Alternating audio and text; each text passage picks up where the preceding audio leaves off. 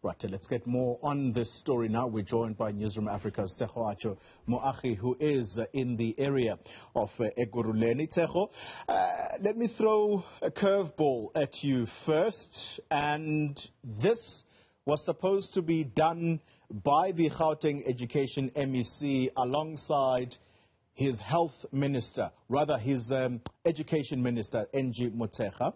She's since pulled out. Was there a clear explanation as to why the minister is no longer participating?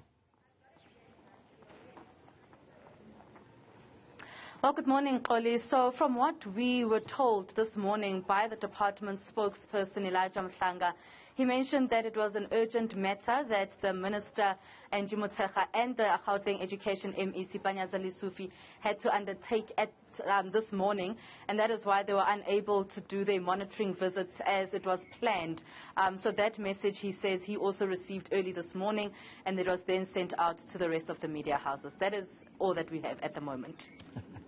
Interesting indeed. Well, I suppose we're going to have to wait and see what that urgent matter is all about. Let's get into the business of why you are in Ekurhuleni today. How are the children reacting, being back at school on a full-time basis after the whole rotational plan stemming from June?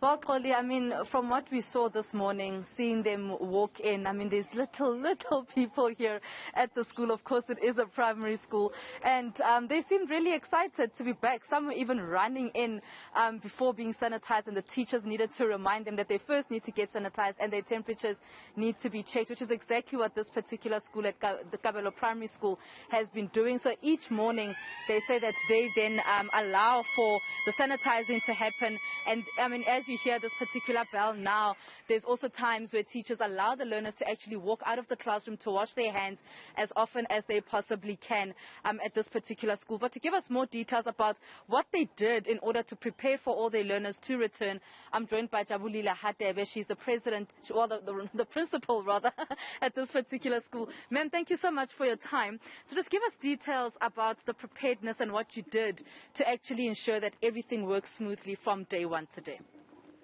Thank you, my dear. Yeah, the teachers worked very hard last week. We had the whole week to prepare, and we sorted out desks, and some of the learners were coming.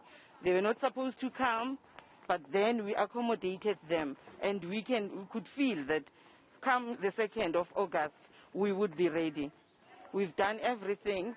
The cleanliness, we tried everything. Now, you mentioned, of course, that cleanliness that you speak of, but we've seen your children walk around also washing their hands. What extra measures have you had to take to ensure that things work as best as possible to have all your learners back? We communicated with parents, and some parents would come and we would give them the messages, and we sent them messages. That is why they've come in large numbers. Now, you also mentioned, I mean, the parent, of course, that communication is important.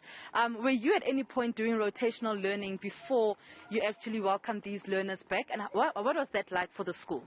Yes, we were on rotation. We were not gaining. The syllabus, sometimes the learners would be absent. Let's suppose the child must come on Tuesday and Thursday, and then on Thursday she falls sick. It means she's come to school only once for that week. So it was a drawback. It was not very forthcoming. That is why we're welcoming them as they have come, all of them.